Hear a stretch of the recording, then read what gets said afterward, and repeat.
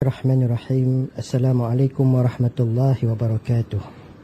Alhamdulillah, sekali lagi kita dipertemukan di ruang udara IKIM FM menerusi program Tadabbur yang disiarkan pada malam ini. Pada kesempatan pertemuan kali ini, saya akan meneruskan perbincangan kita mengenai Al-Quran dan penghayatan ilmu sains. Minggu lalu antara lain kita telah mengatakan bahawa sains itu ialah sebahagian daripada tuntutan agama itu sendiri yang membolehkan manusia menjalankan tugas dan tanggungjawabnya sebagai abid, sebagai da'i dan juga sebagai khalifah di muka bumi. Al-Quran memberikan banyak garis panduan mengenai bagaimana untuk kita sebagai manusia menjalankan ketiga-tiga tugas yang penting ini. Justru dalam kesempatan minggu ini saya ingin melanjutkan perbincangan untuk melihat bagaimanakah hubungan yang sepatutnya terjalin antara Islam, secara khususnya sumber ajaran Islam yang paling utama iaitu Al-Quran, dengan bidang yang kita kenali sebagai sains. Para pendengar dirahmati Allah sekalian, bidang kajian interaksi antara agama dan sains ialah satu bidang yang sebenarnya amat kompleks dan rumit untuk diperhalusi.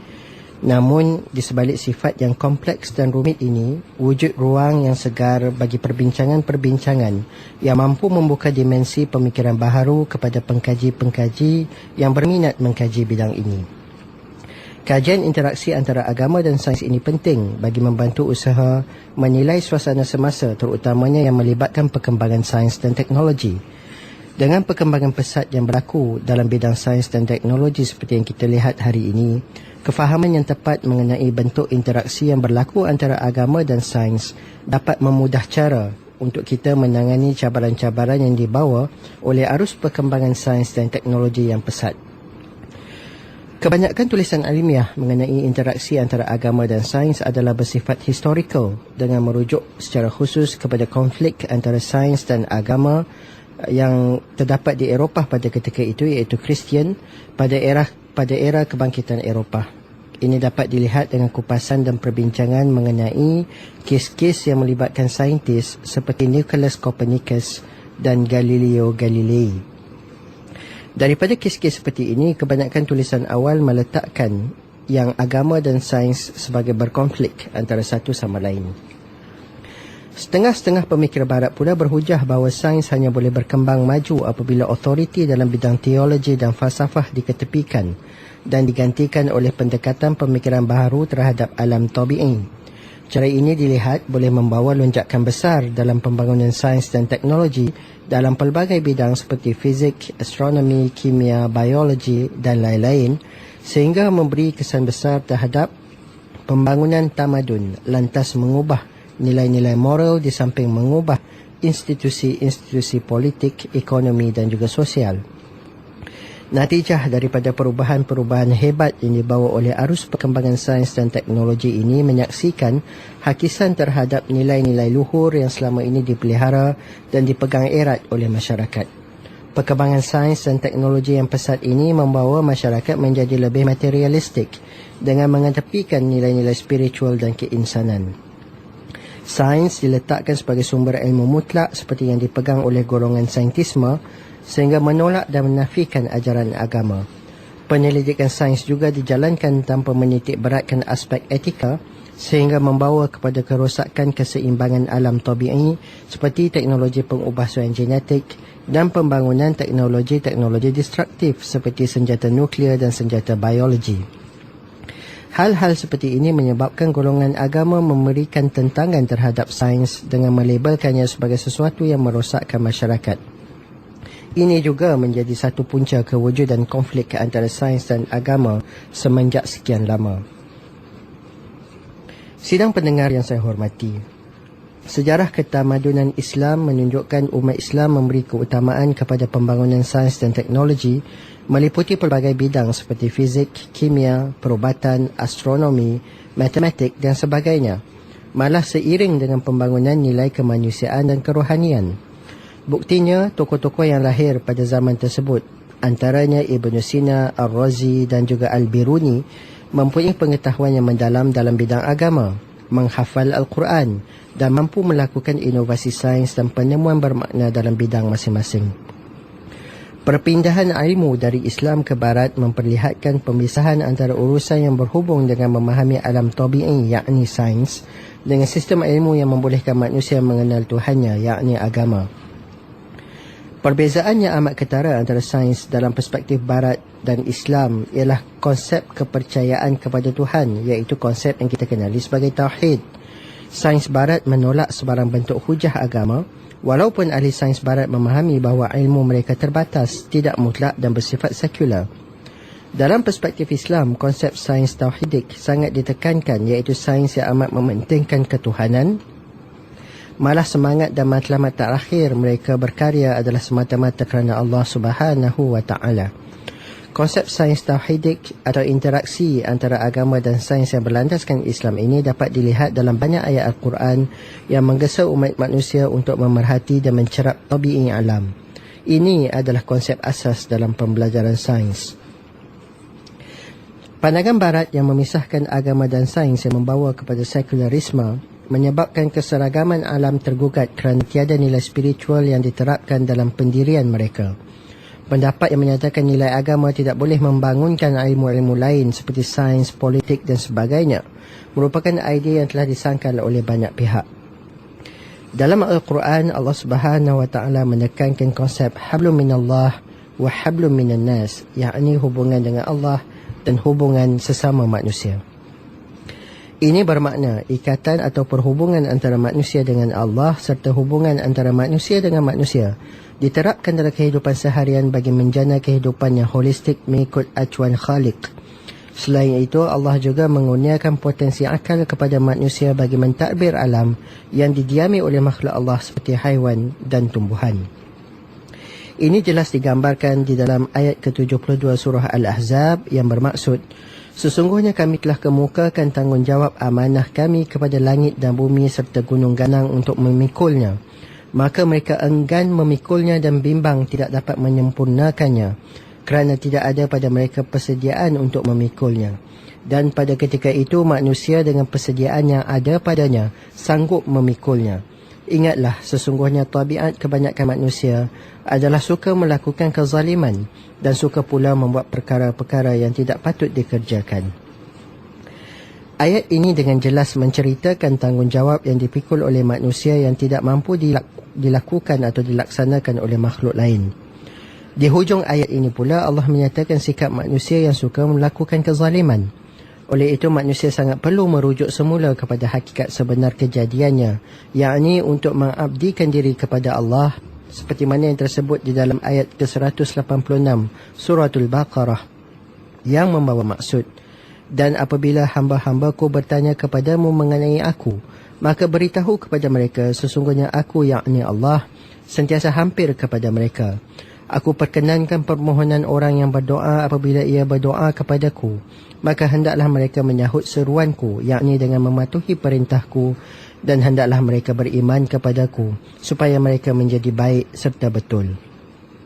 Seterusnya di dalam ayat ke-13 surah Al-Jin yang bermaksud, dan bahawa sesungguhnya kami tak kala mendengar petunjuk yakni Al-Quran, kami beriman kepadanya dengan tidak bertangguh lagi. Kerana sesiapa yang beriman kepada Tuhannya, maka tidaklah ia akan berasa bimbang, menanggung kerugian mengenai amalnya yang baik, dan juga tidak akan ditimpakan sebarang kesusahan. Kedua-dua ayat di atas serta banyak lagi ayat Al-Quran telah menjelaskan tugas manusia untuk beriman kepada Allah dan mematuhi peraturan yang telah ditetapkan dalam menjalani kehidupan di dunia ini. Hal ini menunjukkan perhubungan antara manusia dengan Allah pencipta alam. Seterusnya, manusia sangat perlu kepada makhluk lain bagi membangunkan diri dan bumi ini, atau dalam kata lain untuk pembangunan sains dan teknologi. Maka wujudlah hubungan yang kedua, iaitu hubungan manusia dengan alam.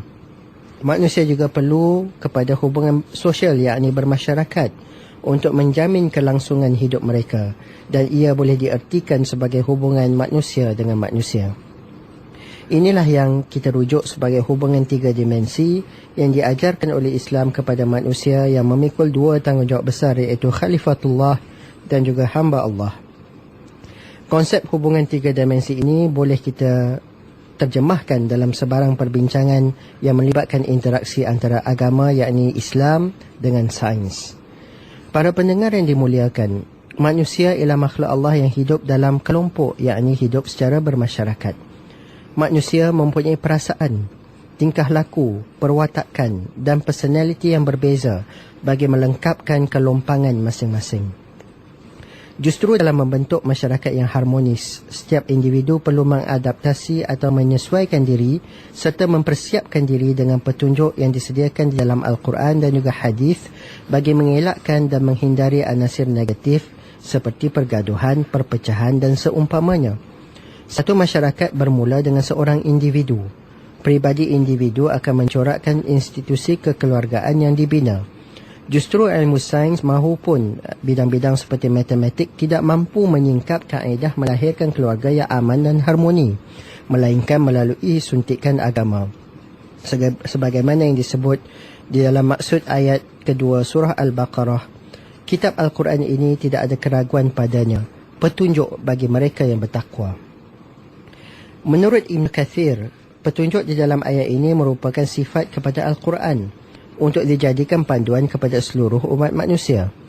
Dalam pergaulan yang merupakan tunjang utama dalam rutin seharian, Allah Subhanahu wa Ta'ala menitik beratkan etika-etika tertentu yang menjurus kepada kemaslahatan hambanya.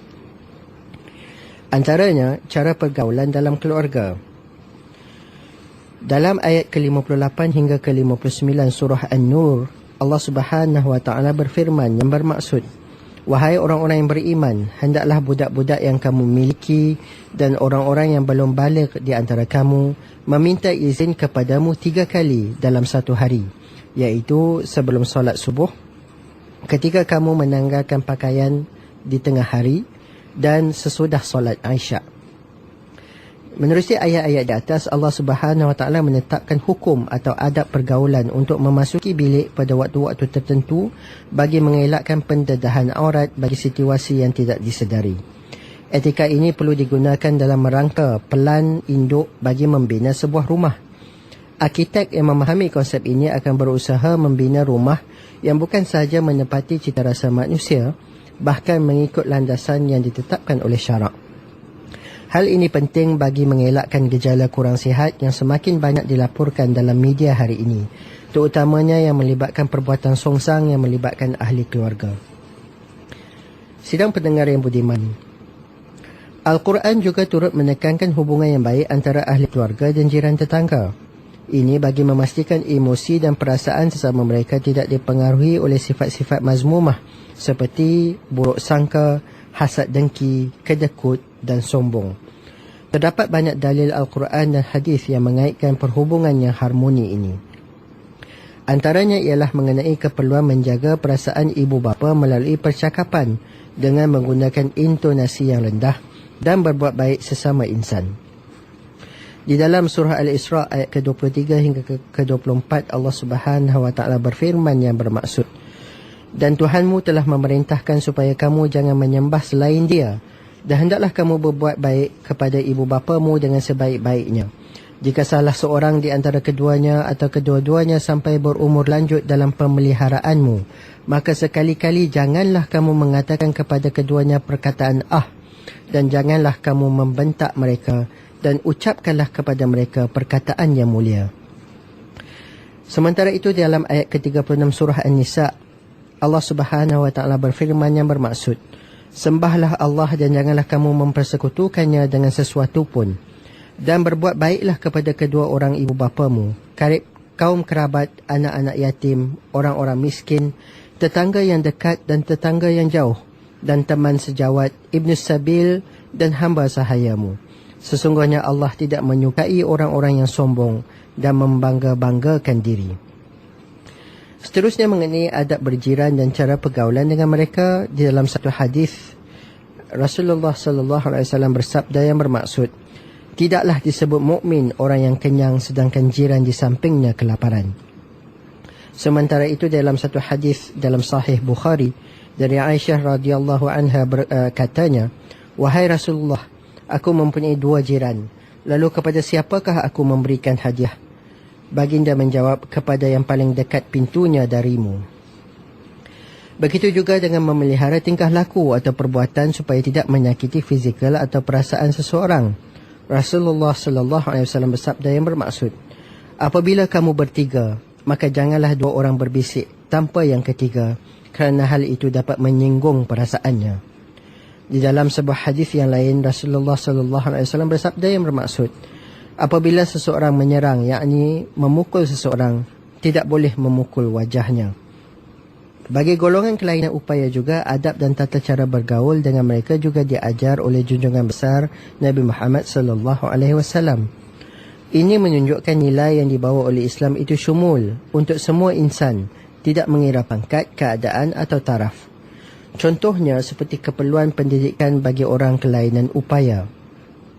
Jika dilihat dari perspektif sesetengah pihak, golongan autistik tidak layak menerima pendidikan kerana keadaan mereka yang tidak normal seperti kanak-kanak lain.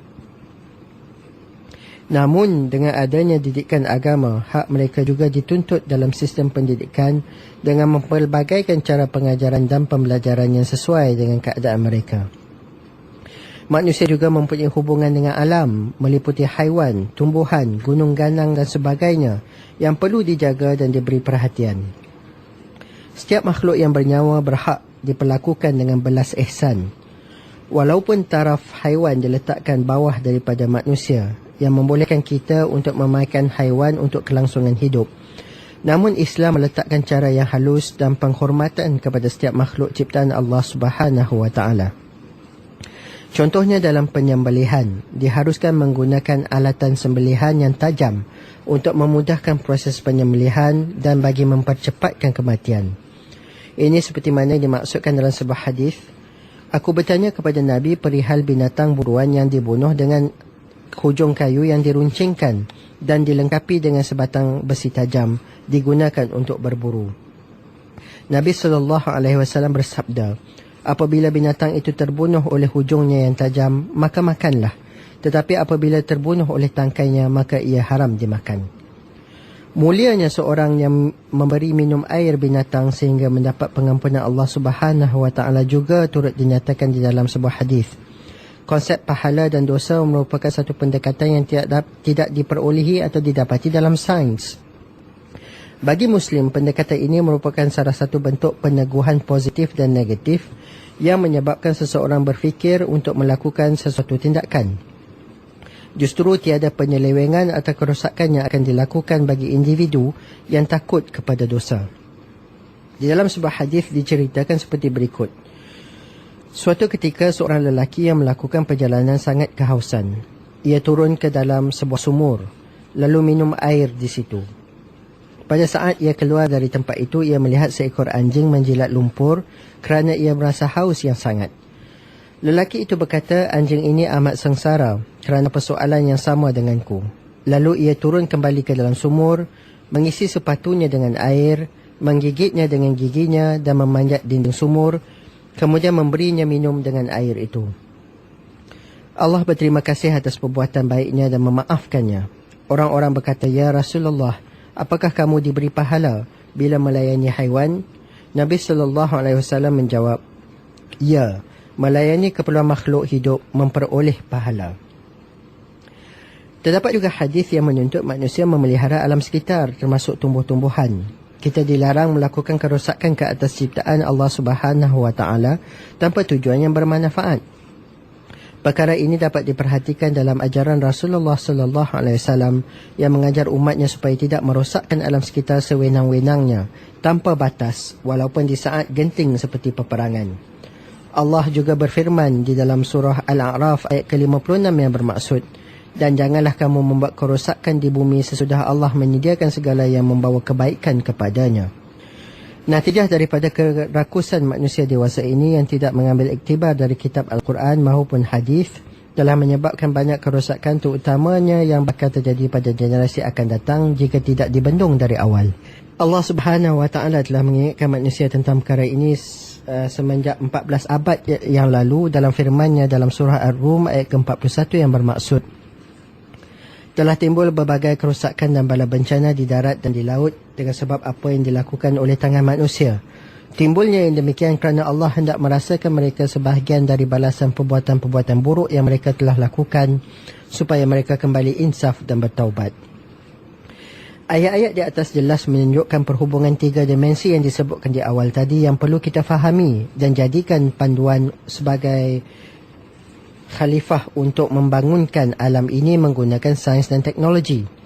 Manusia sebagai khalifah, yakni pentadbir alam, bertanggungjawab untuk memakmurkan atau mengimarahkan bumi dengan mengguna pakai alam sama ada haiwan, tumbuhan dan juga tanah mengikut batasan yang sepatutnya. Selain daripada tugas sebagai khalifah, manusia juga berperanan sebagai hamba yang bertanggungjawab mengabdikan diri kepada penciptanya, yakni Allah Subhanahu wa taala, dengan tidak melanggar semua larangan yang telah ditetapkan oleh Allah. Selain itu, fitrah manusia perlu kepada hubungan sosial sesama masyarakat. Menurut Ibn Khaldun, manusia tidak mungkin hidup bersendirian. Sebaliknya, memerlukan kepada satu organisasi kemasyarakatan di mana mereka dapat bekerjasama dalam menjalani kehidupan. Hal ini menyebabkan berlaku interaksi antara seluruh umat manusia di dunia, dan sekali lagi pelbagai tata cara berhubung dengan perkara ini telah diajar oleh Allah Subhanahu wa taala kepada kita manusia menerusi ayat-ayat Al-Quran. Saudara-saudari yang dirahmati, interaksi agama dan sains sangat banyak dibincangkan oleh masyarakat barat. Namun ia bukanlah topik yang popular dalam kalangan masyarakat Malaysia. Walau bagaimanapun, perkara ini adalah sesuatu yang penting untuk diberikan perhatian kerana pembangunan sains dan teknologi terus berkembang dan akan mempengaruhi kebanyakan dari kehidupan seharian manusia, termasuklah masyarakat Islam di negara kita.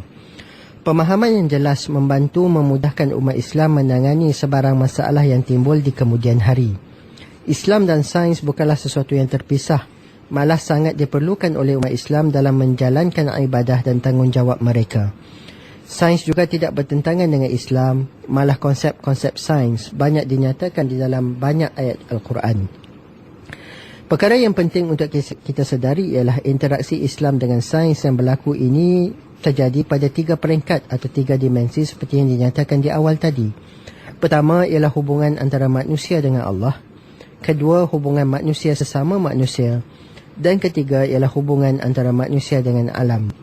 Ketiga-tiga dimensi hubungan ini perlu disedari supaya kita tidak mensekularkan perbincangan mengenai Islam dan sains. Menerusi program tadabbur pada malam ini, saya telah kongsikan bagaimana Islam menetapkan adab-adab bagi ketiga-tiga hubungan ini. Ketiga-tiga hubungan ini mestilah kita pelihara, mestilah kita jaga bagi memastikan agar keharmonian kehidupan dapat dipelihara dalam kita menjalani kehidupan di muka bumi ini yang dipacu oleh perkembangan pesat sains dan teknologi. InsyaAllah kita akan bertemu lagi dalam rancangan yang akan datang. Sesungguhnya yang baik itu daripada Allah, dan sebarang kekurangan itu adalah kelemahan daripada diri saya sendiri. Saya sudahi dengan kalimah mulia, wabillahi taufik wal hidayah. Wassalamualaikum warahmatullahi wabarakatuh.